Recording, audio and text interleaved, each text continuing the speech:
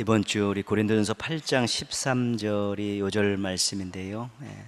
같이 한번 말씀 또 암송하고 살피도록 하겠습니다. 그러므로 만일 음식이 시작. 그러므로 만일 음식이 내 형제를 실족하게 한다면 나는 영원히 고기를 먹지 아니하여 내 형제를 실족하지 않게 하리라. 고린도전서 8장 13절 말씀. 아멘. 우리가 고린도전서를 공부할 때 했었던 그런 내용이죠. 고린도 교회에 있었던 하나의 갈등 상황이 그 우상 제물을 먹는 거였죠.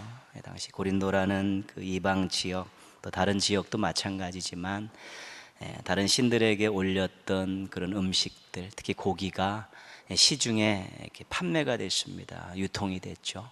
그래서 그것을 이제 사다 먹었는데, 그래도 믿음이 어느 정도 자리 잡은 그 교인들은 우상은 돌로 만들고 나무로 만든 아무것도 아니다. 그들에게 드렸던 그 음식 먹어도 아무 문제가 없다. 이런 넉넉한 생각을 가지고 음식을 먹었죠.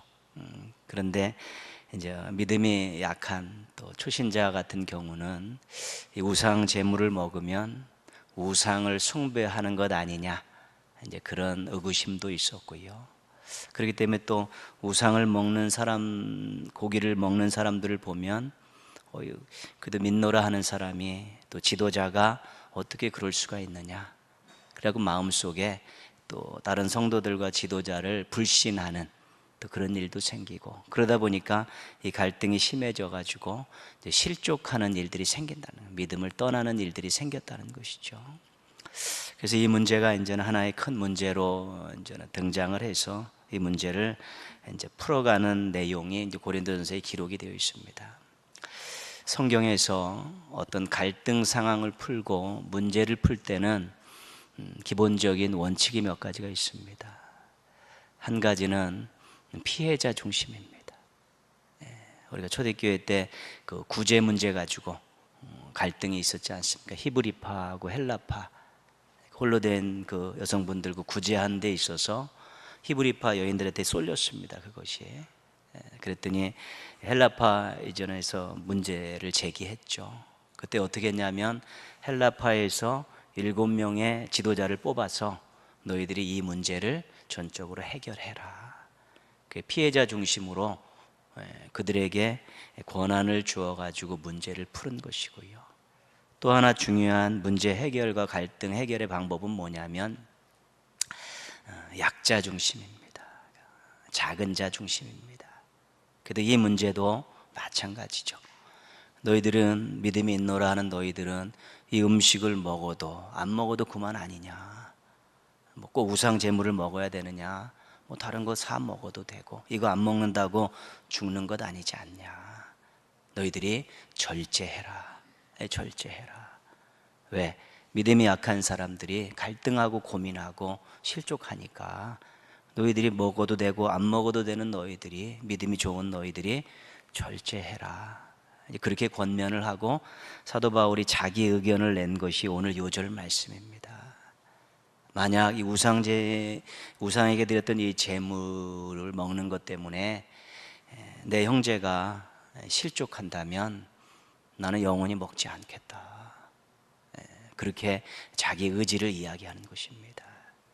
그 음식 하나 먹는 것 때문에 그리스도께서 대신 죽으신 형제, 그 형제를 고린도전서 8장에서 이 형제를 어떻게 표현하냐면 그리스도께서 대신하여 죽은 형제, 그렇게 이야기합니다. 귀하다는 것입니다. 내가 고기 먹는 것 때문에 그리스도께서 대신 죽은 형제가 실족한다면 나 고기 안 먹겠다. 영원히 죽을 때까지 안 먹겠다. 왜? 그리스도께서 대신 죽은 이 형제가 실족하면 안 되기 때문에. 우리 믿음 생활 잘하면서 하나님 영광을 위해 살아야 될 인생을 실족시키지 않기 위해서 나는 안 먹겠다. 그러면 자기의 의지를 이제 표명한 것이지요. 자신의 기호와 권리를 다른 교인을 위해서 기꺼이 포기하겠다는 것입니다. 그러니까 믿음이 있노라 하는 사람들이, 나름대로 자기가 그래도 자신감 있게 사는 사람들이 믿음이 약한 사람들, 또 연약한 지체들, 새로운 사람들을 위해서 자신의 권리를 포기하는 쪽으로 그렇게 문제를 풀어가는 것이 성경에 나오는 문제 푸는 방법의 또 한 가지입니다. 지금 세상이 왜 이렇게 복잡하고 어지럽습니까? 만약에 많이 가지고 있는 사람들이 조금 적게 가지려고 노력하고 조금만 나눠도 정말 숨쉬고 살만한 세상 될 수 있고요. 무언가 어느 자리에 앉아서 권력을 가지고 있는 사람들이 그것을 이용해서 더 많이 가지려고 하지만 않아도 세상이 더 살맛나는 세상이 될 수 있는 것입니다. 그런데 좀 가지고 있는 사람이 더 가지려고 하고 자리에서 권력을 가진 사람들이 그걸 이용해서 더 많이 챙기려고 하니까 이 갈등이 해결이 안 되는 것입니다. 양극화 문제도, 차별하는 문제도 마찬가지고요. 무언가 자리에서 자신이 권리를 가지고 있는 사람들이 먼저 권리를 조금씩만 내려놓으면 풀릴 수 있는 문제들이 굉장히 많습니다. 그게 성경의 문제 해결의 아주 중요한 지침입니다. 그렇기 때문에 교회에서 문제들을 그렇게 푸는 훈련을 해서 그것들이 세상 속으로 자꾸 나가야 되는 것이죠. 그래야 세상이 좋아지는 것이지요. 근데 지금 교회가 문제 푸는 방법을 세상하고 똑같이 하고 있죠. 끊임없이 막 오늘도 우리 교단에서 재판 결과가 나왔는데 명성교회 세습을 인정해 주는 그런 재판을 했죠. 지금 막 난리가 났습니다. 이제 앞으로 굉장히 교단도 아주 힘들어지고 분열이 될 정도로 나가려고 교단을 탈퇴하겠다는 젊은 사람도 많아지고 그런 상황입니다. 그러니까 문제를 잘 풀어서 정말 하나님의 뜻이 분명히 살아있죠. 진리와 관계된 것은 양보가 없습니다. 그러나 그 위에 방법론적인 것들은 전부 다 그렇죠. 피해자 중심으로 생각하고 약자 중심으로 생각해서 조금 양보하고 권리를 내려놓는 쪽으로 가면 문제는 쉽게 풀릴 수 있는 것인데 그 전통을, 그 분위기를 실은 교회에서 만들어서 세상으로 내려보내야 되는 것이죠. 그게. 근데 교회나 세상이나 문제 푸는 방법이 지금 똑같습니다. 그러니까 구별이 안 되죠. 그게. 거룩한 교회라고 인정을 못 받는 이유는 문제가 생겼을 때 푸는 방법이 똑같지 않습니까? 대립하고 폭력이 등장하고 세상 법정으로 가고 막 뇌물도 쓰고 막 이런 일들이 그대로 일어나는 것이지요. 그래서 우리 신앙인의 그런 어떤 작은 공동체나 여러분의 삶의 주변에서요, 내가 조금만 내려놓으면 이게 진리와 관계된 그런 문제가 아니라서 생명을 걸고 사수해야 될 문제가 아니라 어떤 효율성의 문제라든가 어떤 방법의 문제라는 것에 있어서는 조금씩 양보하고 조금씩 내려놓고 자기가 조금 손해본다는 생각을 가지고 서로 의견들을 맞춰가면 못 풀 일이 없는 것입니다. 100% 10개 다 자기 주장대로 하려고 하니까 이제는 그게 말이 안 통하니까 서로 부딪히고 엉망이 되는 것이죠. 근데 그게 정말 하나님의 뜻과 관계된 진리와 관계된 일들은 그렇게 머리가 터지도록 싸우면서 지켜내야 되는 것이죠. 이단과의 싸움은 그런 것입니다. 그렇지만 교회 내 여러 가지 많은 일들을 해나가면서 의견들을 조율하고 방법론을 찾고 효율성들을 찾아가는 문제에 있어서는 조금씩 양보하고 인정해주고 이런 방법으로 풀어가는 것이 성경적인 방법입니다. 예수님께서 인류의 죄를 해결하고 인간들을 구원하기 위해서 행하신 방법이 십자가 죽음이라는 것입니다. 그러니까 십자가 방법으로 우리를 구원하셨지 않습니까? 예수님은 조금 포기하신 것이 아니라 철저하게 완전하게 포기하신 것이죠. 우리를 구원하시기 위해서요. 그렇기 때문에 그 십자가라는 것은 그런 것입니다. 내가 누군가를 위해서, 공동체를 위해서 나를 조금 내려놓고 내 권리를 포기하고 나를 좀 희생한다, 이런 마음이 십자가 정신입니다. 우리가 어디가 순교하라는 것이 아니라 삶 속에서 좋은 공동체를 만들고 아름다운 일들을 위하고 또 믿음의 사람들을 더 격려하기 위해서 내가 내 권리를 조금 내려놓고 포기한다. 이게 십자가 정신입니다. 그렇게 될 때 우리가 화목한 관계가 되어지고 아름다운 공동체를 이제 만들어갈 수 있게 되는 것이지요. 1번은 말씀 중심, 진리 중심입니다. 그 다음이 사람 중심입니다. 사람이 다치면 안 됩니다. 관계가 깨어지면 안 됩니다. 공동체가 사람들이 와가지고 함께 위로받고 용기 얻고 힘을 얻는 그런 공동체가 되어지지 않으면 안 되는 것입니다. 모두가 손해보는 것이기 때문에 진리와 관계돼선 하나님의 말씀 못 박아 놓으시고요. 그 다음에는 십자가 정신으로 우리가 여러 가지들을 모색해 가면 멋진 교회를 만들 수 있고 그 교회를 통해 세상을 조금씩 바꾸어 갈 수 있고 또 성도들이 세상 속에 자신의 삶 속에 들어가서 또 그런 모습들로 살아가는 것들 얼마나 좋습니까? 아파트 일어나는 여러 가지 요새 문제들이 있지 않습니까? 결국은 작은 것들 조금씩만 희생하면 다 풀 수 있는 문제들인데 그거 안 하지요. 근데 그 아파트 안에 신앙인들이 얼마나 있겠습니까? 우리나라에서 좀 중심이 돼서 우리가 조금씩 양보하면 우리가 조금 더 양보하겠습니다. 손해보겠습니다. 그러면서 더불어 살아가는 그러한 그 지역을 또는 그런 공동체를 만들어가면 그게 바로 선교고 전도고 또 빛과 소금으로 살아가는 것입니다. 모처럼 우리가 십자가 정신을 가지고 조금 권리를 내려놓고 조금 손해보더라도 또 사람들이 격려하고 어우러져 살고 또 아름다운 세상을 만들어가는 우리 멋진 인생들 되시기를 주님의 이름으로 축복합니다. 우리가 앞에서 살폈던 그 사도 바울의 많은 자기 고백 가운데 한 가지는 지난주에 살폈던 것은 질그릇입니다. 질그릇. 나는 질그릇이다. 질그릇이라는 것은 연약하다는 뜻이고요. 깨지기 쉽다라는 것입니다. 나는 연약한 존재다 그런 뜻이지요. 근데 4장 7절 말씀 잠깐 제가 읽어드리면요. 우리가 이 보배를 질그릇에 가졌으니 이는 심히 큰 능력은 하나님께 있고 우리에게 있지 아니함을 알게 하려 함이라. 그러니까 질그릇 안에 보배가 있다는 것이죠. 우리가 그걸 예수 그리스도라고 얘기했죠. 예수님을 모셨고 예수님이 주인공이신 복음을 받아들인 사람들에게는 우리 하나님께서 능력으로 역사하신다는 것입니다. 그러니까 사도 바울이 그렇게 이야기하는 것이죠. 나는 질그릇 같은 연약한 존재인데 내가 보배 대신 예수님을 모시고 그 예수님을 증거하는 삶을 사는데 그 사역의 현장에 하나님께서 능력으로 역사하셨습니다. 그렇게 고백하는 것이죠. 오늘 우리 67장 찬송 같이 부르지 않았습니까? 4절 말씀이죠.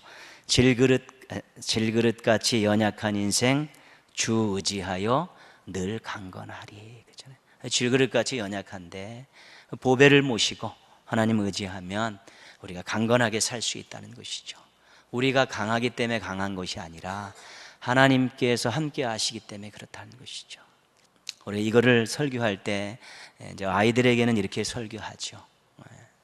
종이 한 장을 들고 막 찢으면 짝짝짝짝짝 막 다 찢어지죠. 종이가 그렇게 연약합니다. 그리고 이렇게 웅크러지면 막 다 찌그러지죠. 종이는 그렇게 연약합니다. 쉽게 찢어지고 쉽게 구겨지고 그렇죠. 근데 이거를 잘 풀을 붙여가지고 그런 유리 같은 데다가 딱 붙여놓으면 이 잘 떨어지지 않습니다. 유리가 깨져도 막 이렇게 유리가 붙어 있을 정도로 그렇게 되는 것이지요. 그러니까 우리가 종이 같은 존재지만 우리 하나님 앞에 믿음으로 쫙 붙으면 절대로 우리가 찢어지거나 구겨지지 않는다는 것이죠. 유리가 깨져도 그 종이가 막 찢어지지 않고 덜렁덜렁 붙어 있던 그런. 근데 하나님 깨지지 않지 않습니까? 강한 분 아닙니까? 우리가 하나님께 쫙 접촉되어 있으면 그 강한 모습으로 그 능력을 경험하며 살 수 있다는 것이죠. 질그릇과 보배의 원리와 같습니다. 이사야 2장 22절입니다. 너희는 인생을 의지하지 말라. 그 호흡은 코에 있나니 새말 가치가 어디 있느냐. 이사야의 이 앞부분에는 그 시대에 이사야가 활동했던 그 시대에 그 남유다는 이 강대국을 의지했죠. 아수르 애굽 그 상황 속에서 이제 강대국을 의지하면서 잘 자기의 안전을 도모하려고 했었죠. 그때 하나님께서 이사야를 통해 주신 말씀입니다. 인생 의지하지 마라. 100년도 못 사는 인생인데 100년도 못 사는 인생 의지한 뭐가 있냐는 거죠. 그 반대로 뒤집으면요, 하나님을 의지하라. 영원하신 하나님을. 그런 뜻입니다. 그러니까 이사야의 그 엄청난 그 외교전을 할 때 강대국들을 의지하는 거죠. 계속 강대국들을 의지하는. 하나님 그 늘 불만이죠. 불만이죠. 다 인간 왕들인데 만왕의 왕이신 하나님을 의지하지 않고 인간 왕들을 의지하니까 인생들 의지하지 마라. 그 호흡이 코에 있는데 새말 가치가 어디 있느냐. 이 숨, 그들이 수는 숨 100년도 못 간다. 금방 끊어지면 아무것도 아닌 존재들을 왜 의지하느냐. 하나님을 의지해야 되지 않느냐라고 아주 강하게 그렇게 요청하고 있는 것이죠. 의지의 대상을 분명히 해야 됩니다. 우리의 신앙에 우리가 경배와 찬양의 대상, 섬김의 대상 하나님이심을 분명하지요. 그것이 바뀌면 우상 숭배가 되는 것입니다. 섬김의 대상, 경배의 대상이 바뀌면 우상이 되는 것이죠.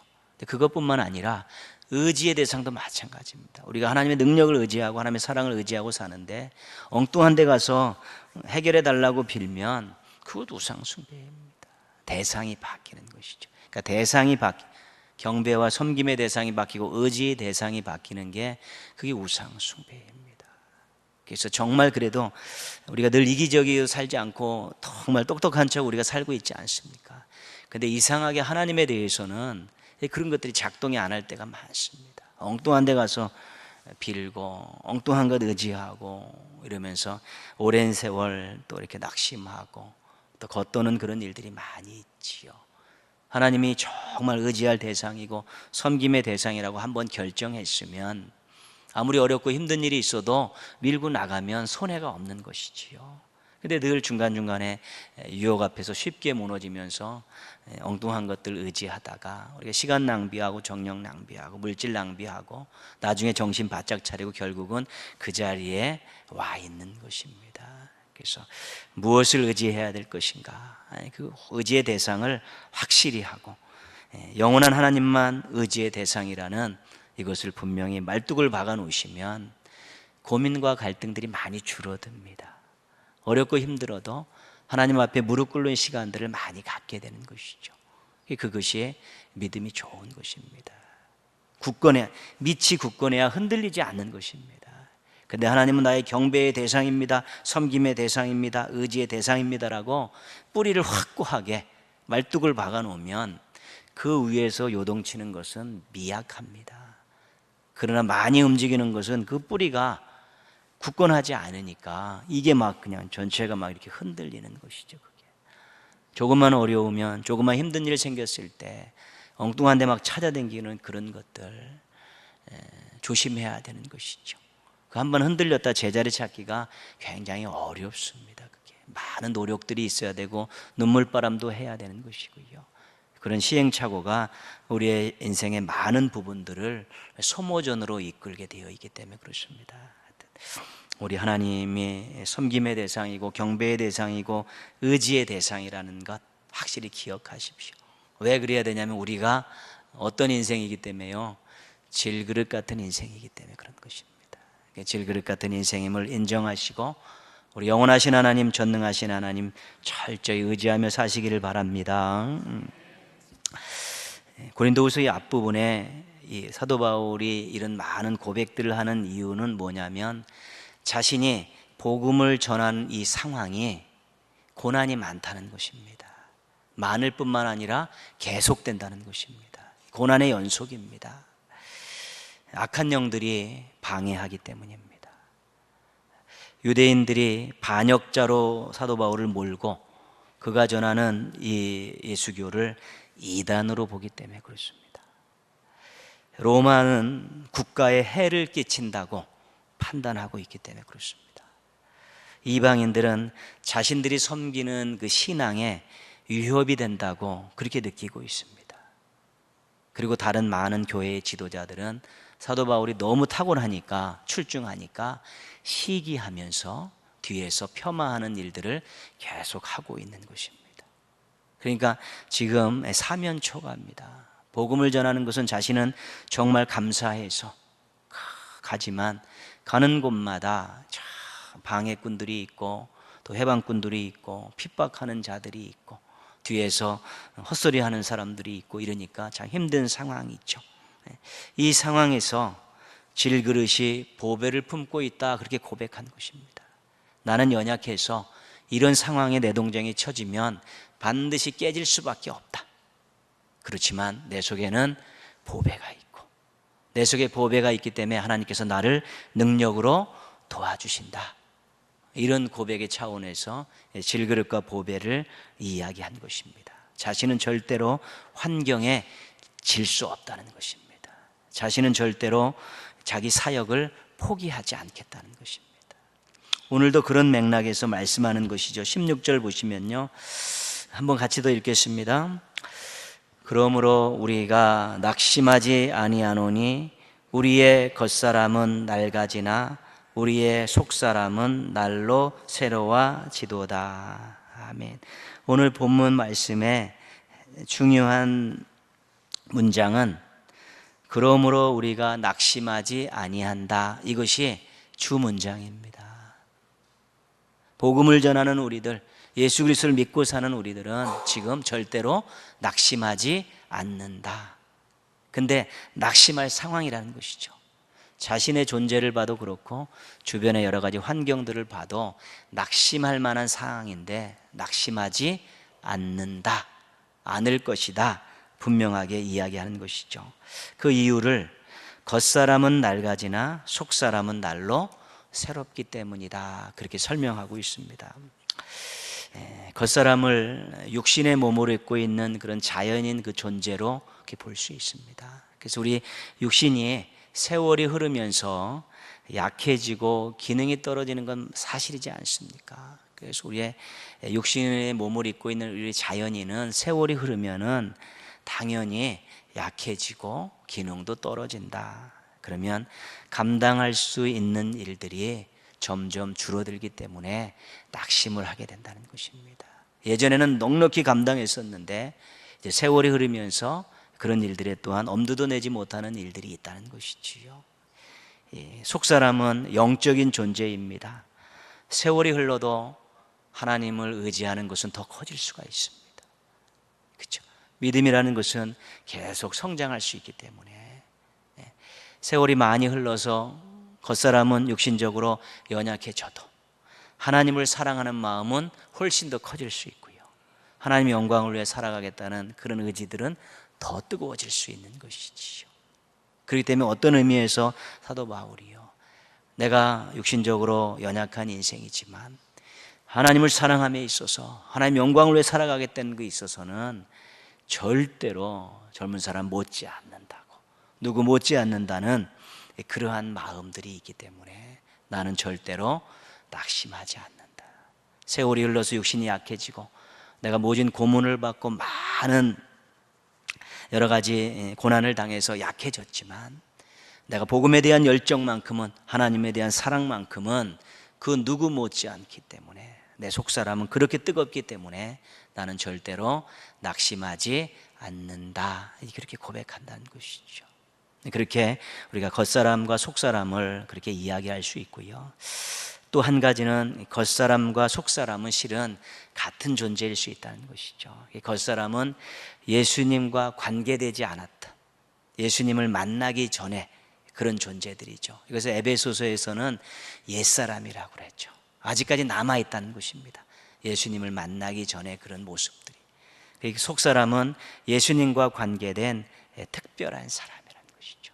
겉사람은 우리가 예수님과 만나기 전의 사람은 육신적으로는 연약해지고 운명적으로는 멸망으로 갈 수밖에 없는 것입니다.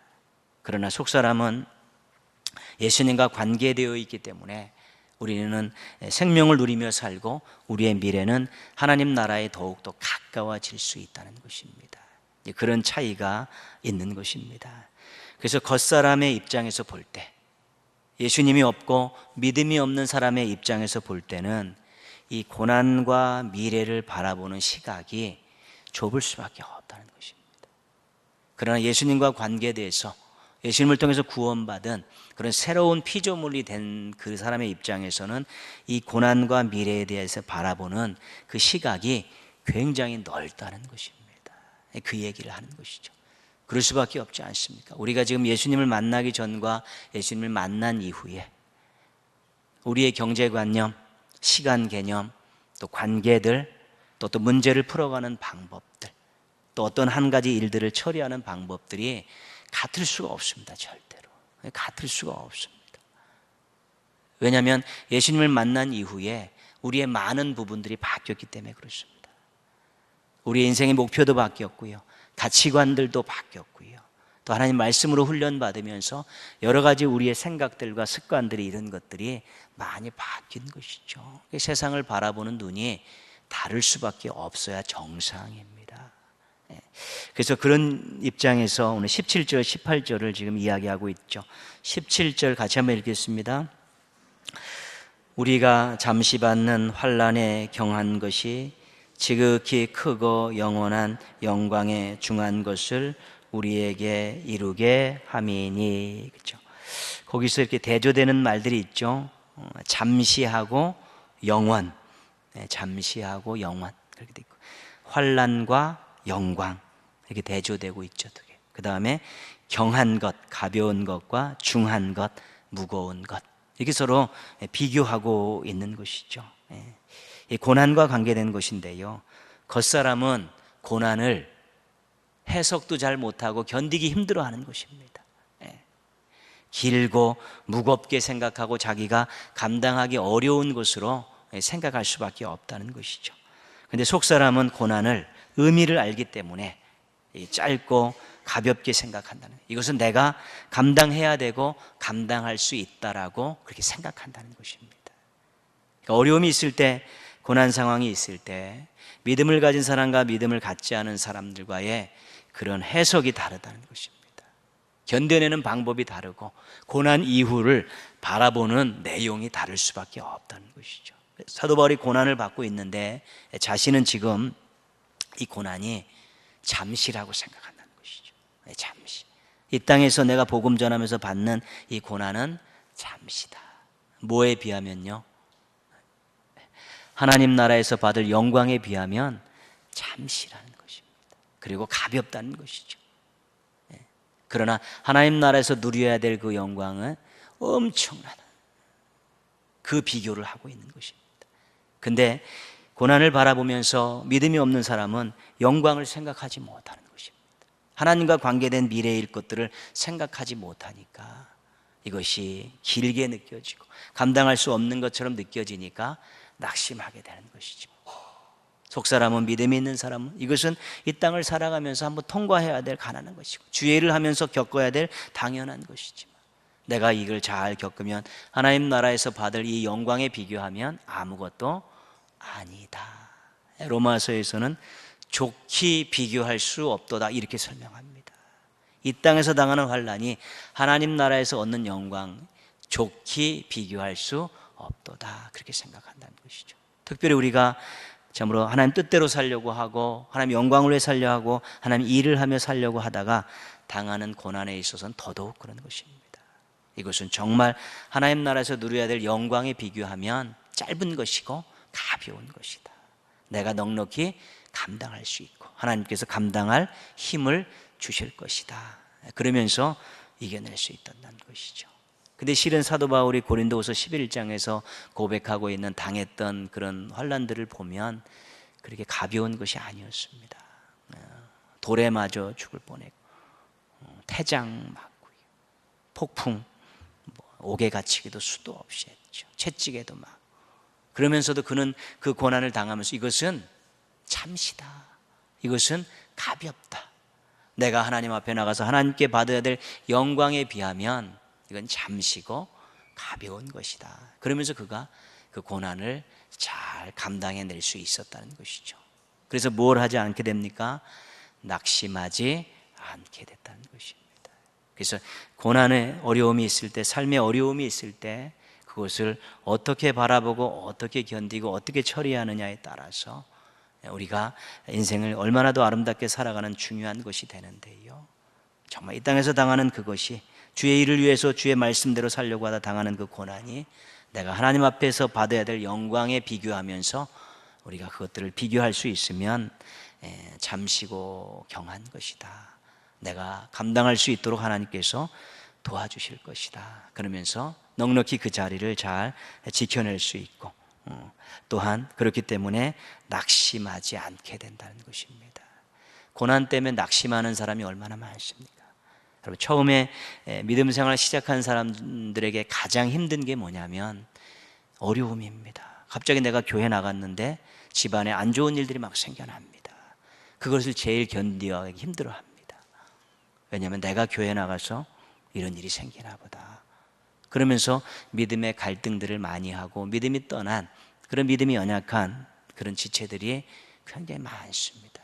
그래서 무엇에 우리가 당하는 어려움들이라는 것이 믿음이 없으면 그것이 자기가 다시 다른 돌파구를 마련해야 될 하나의 계기로 삼고 다른 쪽의 길을 가게 되는 것이죠.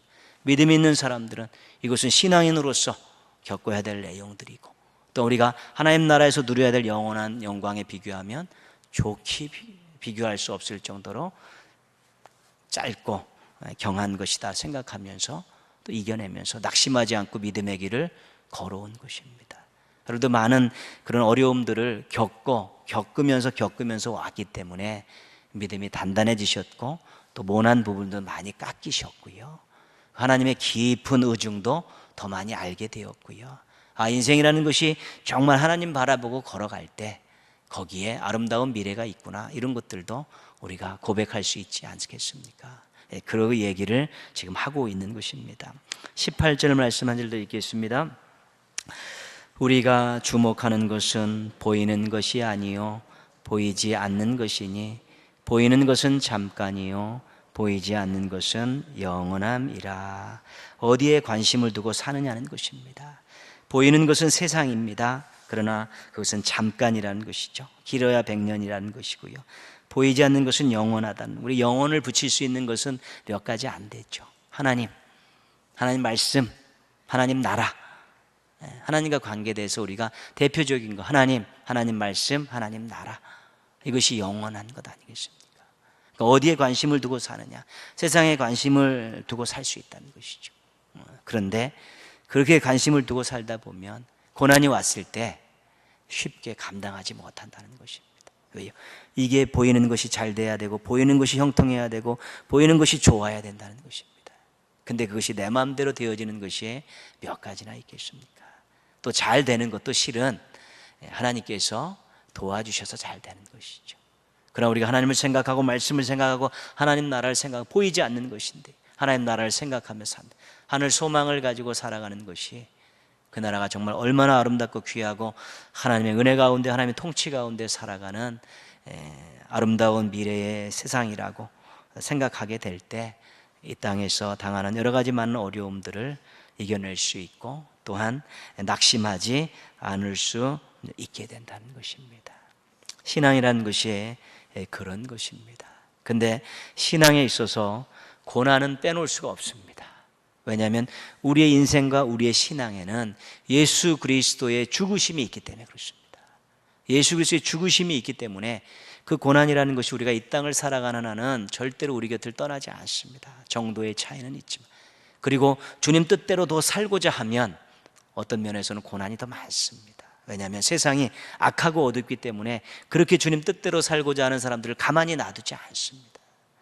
여러분, 그냥 우리가 신앙생활 하면서 세상에 이렇게 맞춰가지고 사람들하고 가서 맞춰서 이렇게 살면 힘든 일 별로 없습니다.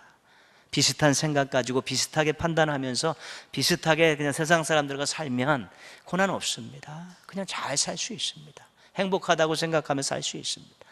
그러나 그래 말씀대로 살려고 하고 또 하나님 영광을 위해서 살려고 하다 보면 이 부딪힘이 많고 갈등 상황들이 생겨나게 되어 있는 것입니다. 하나님의 영광을 위해서 살려고 하면 할수록, 말씀대로 살려고 하면 할수록 어려움은 있게 되어 있는데, 그것을 우리가 정말로 이 땅에서 주님을 위해서 당하는 그런 어려움들은 잠시다, 약하다, 감당할 만하고, 또 우리가 하나님 나라를 소망하며 하나님 만날 날을 소망하면서 그렇게 보이지 않는 것에 조금 더 관심을 가지면 또 넉넉히 낙심하지 않고 잘 이겨낼 수 있다는 것이 오늘 말씀의 아주 중요한 내용입니다. 그래서 우리가 이 땅을 살아가면서 또 주님 뜻대로 살고자 하고 주의 영광을 위해 살아가면서 그러한 어려움들이 있고 갈등 상황이 있을 때, 이것은 내가 하나님, 보이지 않는 하나님 나라에서 받아야 될 영광에 비하면 짧은 것이고 가벼운 것이고 감당할 만한 것이다라는 그런 믿음의 확신과 고백을 가지고 사시면 하나님께서 견뎌낼 수 있도록 또 도와주시고요, 또 피해갈 길도 예변해 주시고요, 때로는 그 고난을 통해서 성숙하게 하고 성장시켜 주시고 모난 부분을 또 다듬어 주시는 또 아름다운 성장의 계기로 또 삼아 주시는 것입니다. 어찌됐든 하나님께서 우리를 사랑하신다는 사실은 잊지 마시고요, 우리가 좀 아름다운 모습, 귀한 모습으로 살기를 원하신다는 거 꼭 기억하시면서 정말 낙심하지 않겠다, 하나님을 의지하고 낙심하지 않고 조금 인생 살면서 어려움이 있어도 내가 보이지 않는 하나님 나라 생각하며 하나님 말씀 생각하면서 절대로 낙심하지 않겠다고 다짐하고 기도하시고 또 다짐하고 기도하시고 한번 부딪혀 보시면 넉넉히 이겨내실 수 있고, 그 넉넉히 이겨냄을 통해서 더 단단해지시고 더 다듬어지시고 더 하나님 기뻐하시는 멋진 종들이 되어질 수 있게 될 것입니다. 낙심이라는 단어가 여러분의 인생에 절대로 나타나지 않기를 주님의 이름으로 축원합니다. 아멘.